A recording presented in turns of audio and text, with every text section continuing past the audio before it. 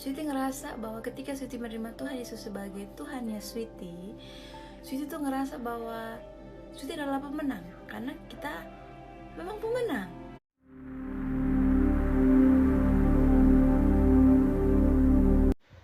Shalom, selamat datang kembali di channel Menjawab Polemikus. Di dalam video kita kali ini kita akan mendengarkan kesaksian dari 3 murtadin sekaligus ya.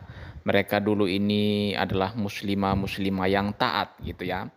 Tetapi pada akhirnya mereka memutuskan untuk murtad meninggalkan Islam. Kok bisa begitu? Bagaimana ceritanya? Mari bersama-sama kita dengarkan kesaksian mereka. Selamat mendengarkan, Tuhan Yesus memberkati. Halo, selamat malam. Terima kasih buat Anda sudah mau berkomentar. Jadi Anda bilang, pokoknya Mbak murtad, Mbak sangat menyesal ya.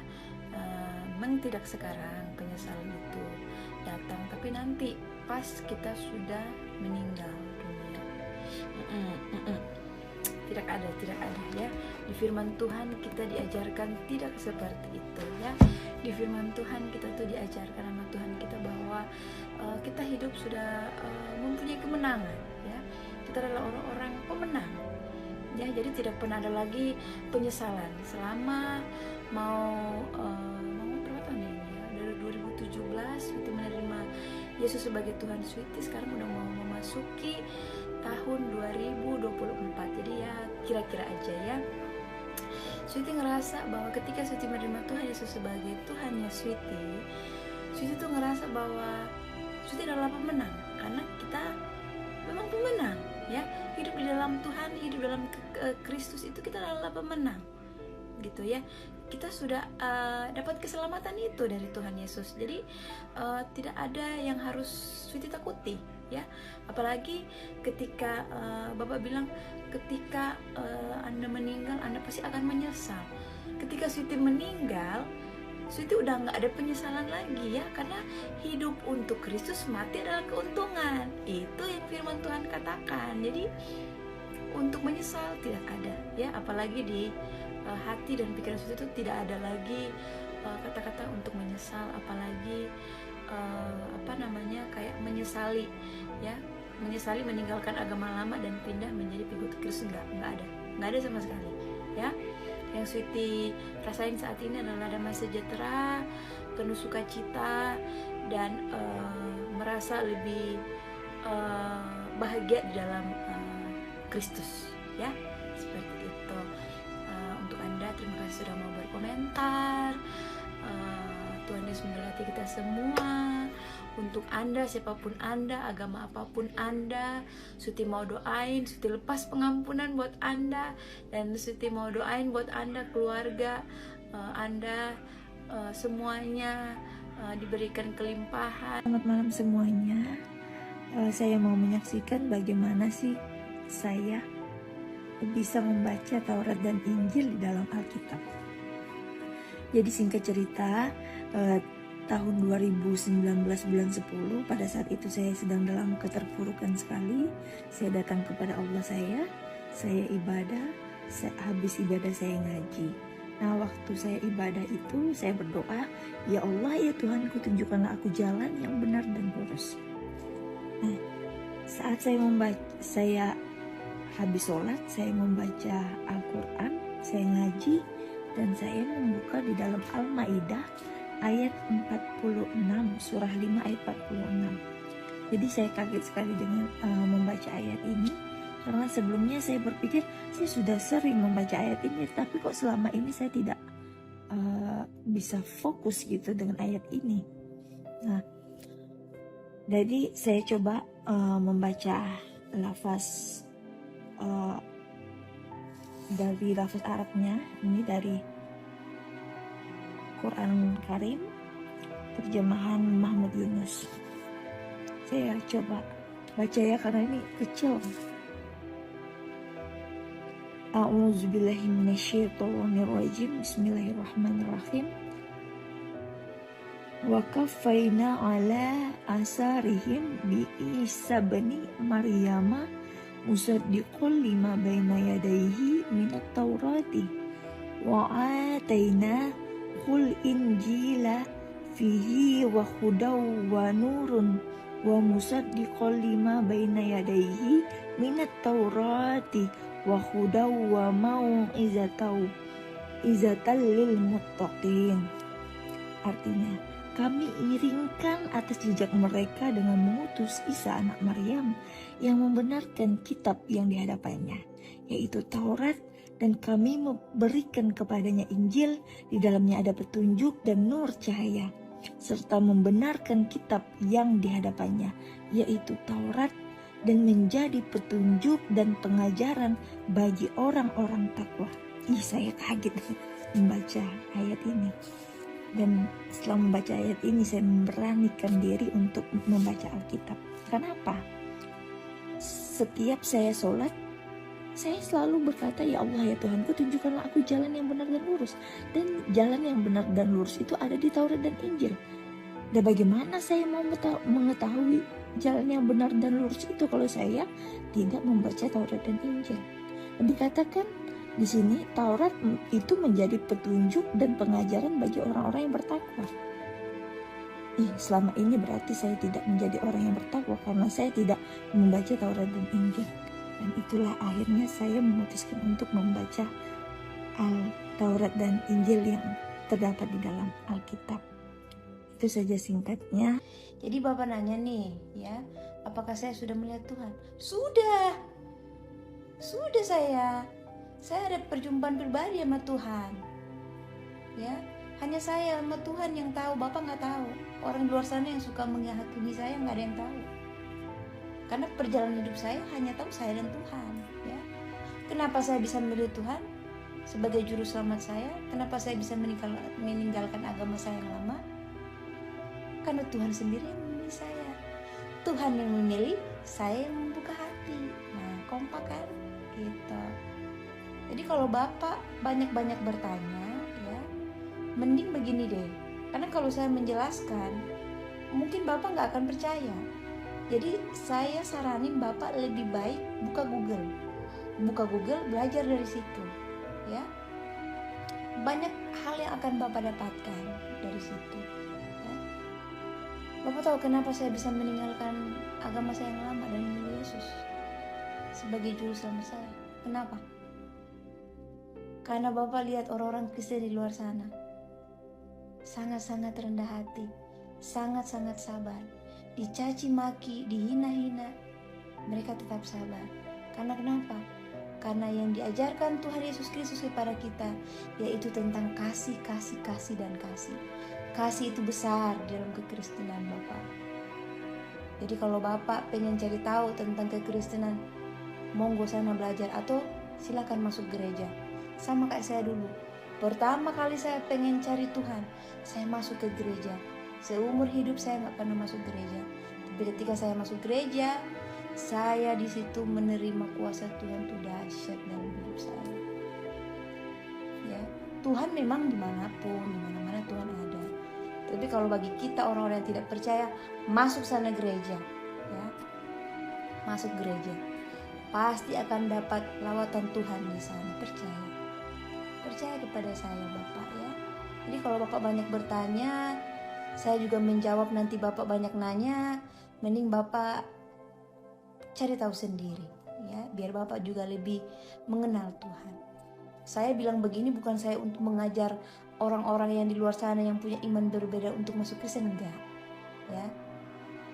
Hanya saja orang-orang yang kayak Bapak ini, orang-orang di luar sana yang suka bertanya-tanya kepada saya, ya, mending saya cuma mau kasih tahu, saranin, pergi cari tahu sendiri, gitu ya. Percaya sama saya, ketika Bapak dapat lawatan Tuhan, percaya sama saya Bapak, ya, percaya sama saya. Uang saja yang Bapak punya nggak ada artinya, karena Bapak sudah ada damai sukacita di dalam Kristen. Di dalam kekristenan itu luar biasa kasihnya Bapak. Saya udah merasakan itu, ya. Untuk Anda yang berkomentar ini, terima kasih banget ya sudah mau berkomentar. Walaupun komentar Anda ini sangat-sangat tidak manusiawi, ya. Saya berharap Anda ini sadar mengatakan hal ini, gitu ya. seolah-olah Anda ini tidak pernah lahir dari rahim seorang ibu, ya. Seolah-olah Anda ini tidak mempunyai ibu, gitu ya. Anda berkata-kata seperti ini kepada perempuan, itu sangat-sangat tidak manusiawi, ya. Sekalipun Anda kecewa atau Anda marah karena saya mau bersaksi tentang kehidupan saya, ya, dari yang Islam ke Kristen, tapi tidak sepantasnya Anda membicarakan hal seperti ini atau berkata-kata hal seperti ini kepada saya, gitu ya. Saya mau kasih tahu kepada Anda, ya, saya bukanlah 72 bidadari yang harus melayani satu laki-laki. Oke, mengerti kan maksud saya?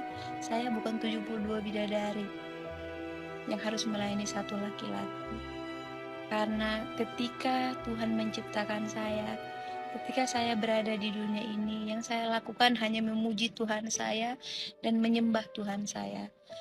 Ketika saya kembali lagi ke surga, ketika saya kembali lagi ke pangkuan Bapa yang ada di surga, maka yang saya lakukan di sana juga sama, memuji dan memuja Tuhan saya selama-lamanya. Itu yang akan saya lakukan di sana. Oke, jadi kalau Anda bilang saya harus menjual harga diri saya, ini seperti engkau mengatakan bahwa saya harus menjual harga diri saya. Anda salah besar, ya. Karena tidak semua orang pindah agama itu karena hal-hal yang seperti Anda bilang. Ini keji banget, ini keji sekali. Saya harap Anda bukan salah satu orang yang sedang berpuasa pada hari ini, ya. Karena ketika Anda berpuasa, Anda sudah batal puasanya. Karena pikiran Anda sudah kotor, ya. Karena saya tahu Anda balas komentar ini tuh kayaknya subuh deh. Gitu. Ini pikiran Anda ini udah kotor ini. Anda udah batal puasanya. Kalau Anda berpuasa, ya, semoga Anda tidak berpuasa. Oke. Terima kasih sekali untuk komentar Anda. Saya cuma mau sampaikan saya tidak kecewa dengan kata-kata Anda, tapi saya hanya sedikit pengen kasih tahu Anda bahwa apa yang Anda katakan itu sangat-sangat salah, ya. Saya cuma mau doa buat Anda, semoga Anda dan keluarga dimanapun Anda berada, Tuhan berkati, Tuhan lindungi. Ya, terima kasih sudah mau berkomentar. Yohanes 6 ayat 1 sampai dengan ayat yang terakhir. Isa memberi makan 5.000 orang. Sesudah itu Isa pergi ke seberang danau Galilea, yaitu danau Tiberias. Sejumlah besar orang mengikuti dia, sebab mereka telah melihat semua tanda ajaib yang dibuatnya terhadap orang-orang sakit. Isa naik ke sebuah bukit dan duduk di situ bersama para pengikutnya. Pada waktu itu Paskah, yaitu hari raya Bani Israel, hampir tiba. Ketika Isa melayangkan pandangannya dan melihat sejumlah besar orang datang kepadanya, bersabdalah ia kepada Filipus, "Di manakah kita dapat membeli roti supaya mereka semua dapat makan?" Maksud Isa bersabda begitu adalah untuk menguji Filipus karena ia sendiri tahu apa yang hendak dilakukannya. Jawab Filipus kepadanya, "Roti seharga 200 dinar tidak akan cukup bagi mereka sekalipun masing-masing hanya mendapat sedikit." Salah seorang pengikutnya yaitu Andreas, saudara Simon Petrus berkata kepadanya, "Di sini ada seorang anak laki-laki yang membawa 5 roti dan 2 ikan. Tetapi apa artinya untuk orang sebanyak ini?" Sabda Isa, "Suruhlah mereka duduk. Di tempat itu ada banyak rumput." Lalu mereka di situ, jumlah mereka kira-kira 5.000 orang laki-laki. Ini belum termasuk perempuan, teman-teman. Lalu duduklah mereka di situ, jumlah mereka kira-kira 5.000 orang laki-laki. Lalu Isa mengambil roti, mengucap syukur dan membagikannya kepada orang-orang yang duduk di situ. Satu hal yang sama dilakukannya pula dengan ikan itu. Ia membagikannya kepada mereka sebanyak yang mereka kehendaki. Setelah semuanya kenyang, bersabdalah Isa kepada pengikut-pengikutnya, "Kumpulkanlah potongan-potongan kelebihannya supaya jangan ada satupun yang terbuang." Lalu mereka mengumpulkannya dan ternyata setelah semua orang yang makan dari potongan 5 roti itu, ada 12 bakul kelebihannya. Wow, sangat luar biasa. Ketika mereka melihat tanda ajaib yang dilakukan oleh Isa, berkatalah mereka, dia benar-benar nabi yang akan datang ke dunia ini. Isa pun tahu bahwa mereka akan datang dan membawa dia untuk menjadikannya raja. Oleh karena itu, menyingkirlah Isa ke bukit seorang diri saja. Isa berjalan di atas air. Setelah maghrib, para pengikut Isa turun ke danau, lalu naik perahu hendak menyeberang ke Kapernaum. Hari sudah gelap, tetapi Isa belum juga datang menemui mereka. Pada waktu itu air danau mulai berombak sebab angin bertiup dengan kencang. Setelah mendayung perahu kira-kira 5 atau 6 kilometer, mereka melihat Isa berjalan di atas air danau itu. Datang mendekati perahu mereka. Mereka menjadi takut, tetapi sabda Isa kepada mereka, "Jangan takut, ini aku." Baru saja mereka mau menyambut dia naik ke perahu, segitu juga perahu sampai di seberang di tempat yang mereka tuju. Orang banyak mencari Isa. Esoknya orang banyak yang berdiri di seberang danau itu menyadari bahwa tadinya hanya ada satu perahu di situ dan bahwa Isa tidak naik perahu itu bersama para pengikutnya, melainkan para pengikutnya saja yang berangkat. Tetapi ada juga perahu-perahu lain dari Tiberias yang datang ke dekat tempat itu, yaitu tempat mereka makan roti setelah jam sang junjungan mengucap syukur. Oleh karena itu, ketika orang banyak itu menyadari bahwa Isa tidak ada di situ, demikian juga para pengikutnya, mereka pun naik ke perahu-perahu yang ada lalu pergi ke Kapernaum untuk mencari Isa. Wow, luar biasa ya. Yesus ini seorang yang sangat dicari orang gitu ya. Dia dikagumi, ya orang mau itu mendengarkan dia terus saat-saat dia bercerita, berceramah dan lain sebagainya. Roti hidup. Setelah orang banyak saya lanjutkan. Setelah orang banyak mendapati Isa di seberang danau, mereka bertanya kepadanya, "Wahai guru, sejak kapan engkau berada di sini?" Sabda Isa kepada mereka, "Sesungguhnya aku berkata kepadamu, kamu mencari aku bukan karena kamu telah melihat tanda-tanda ajaib, melainkan karena kamu telah makan roti hingga kenyang."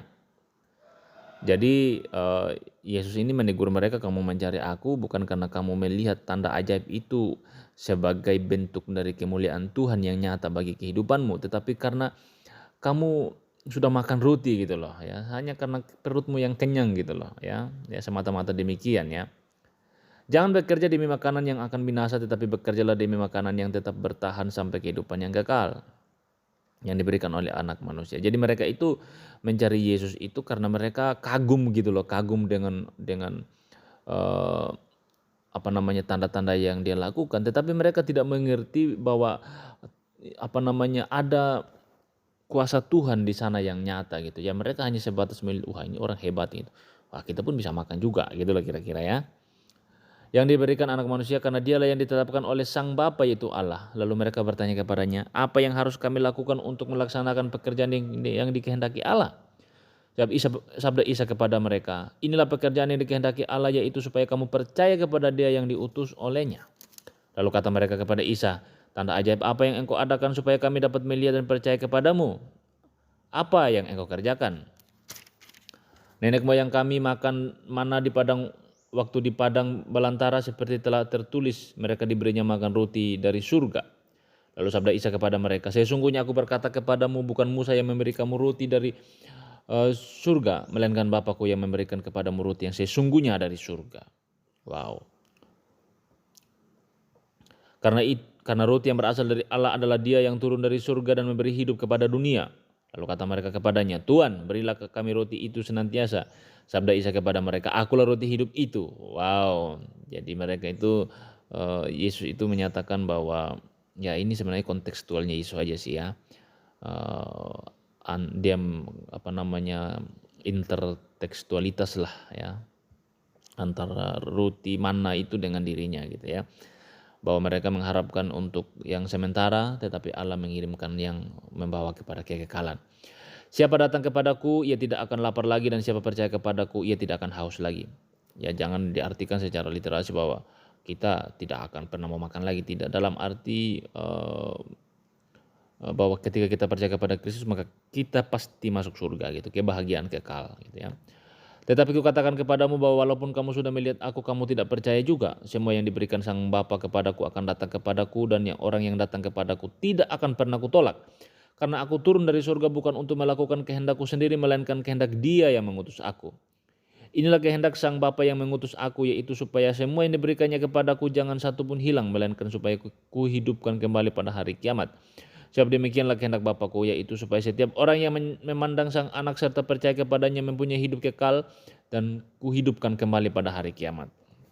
Nah, ini Yesus berbicara eskatologi, bahwa setiap orang yang percaya kepada Dia pada waktunya, ketika misalkan secara daging saat ini atau orang-orang yang percaya di masa itu yang sudah meninggal tentunya, tetapi pada hari kiamat itu mereka akan dibangkitkan. Kita pun demikian teman-teman ya. Lalu bersungguh-sungguhlah orang Israel kepada Isa, sebab ia bersabda, akulah roti yang turun dari surga. Kemudian kata mereka, bukankah dia ini Isa bin Yusuf yang ayah dan ibunya kita kenal? Bagaimana ia dapat berkata aku telah turun dari surga? Lalu sabda Isa kepada mereka, jangan kamu bersungut-sungut. Wow, Yesus ini mengerti isi hati orang-orang itu teman-teman ya. Tak seorang pun dapat datang kepadaku jika hatinya tidak digerakkan oleh Sang Bapa yang mengutus aku, dan aku akan menghidupkannya kembali pada hari kiamat. Hal itu telah tertulis dalam tulisan para nabi. Semua orang akan diajar oleh Allah, jadi setiap orang yang telah mendengar dan belajar dari Sang Bapa akan datang kepadaku. Tidak seorang pun pernah melihat Sang Bapa selain Dia yang datang dari Allah. Dia itulah yang pernah melihat Sang Bapa. Sesungguhnya aku berkata kepadamu, siapa percaya ia mempunyai hidup kekal. Akulah roti hidup.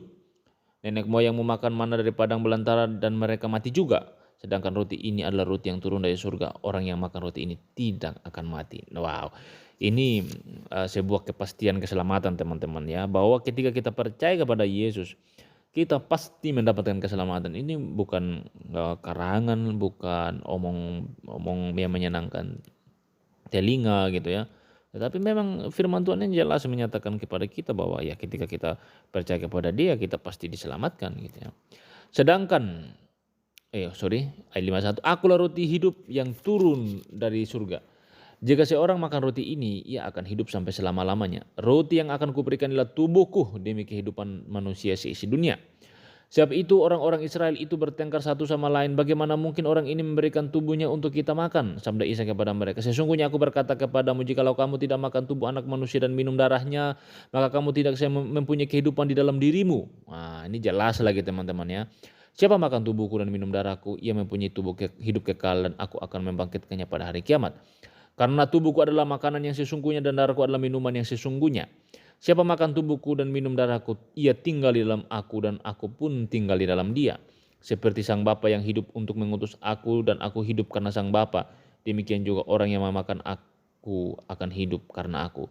Ini adalah roti yang turun dari surga. Jika tidak seperti roti yang dimakan oleh nenek moyangmu yang di akhirnya juga mati, orang yang makan roti ini akan hidup sampai selama-lamanya. Nah, ini berbicara kekekalan teman-teman ya, jelas.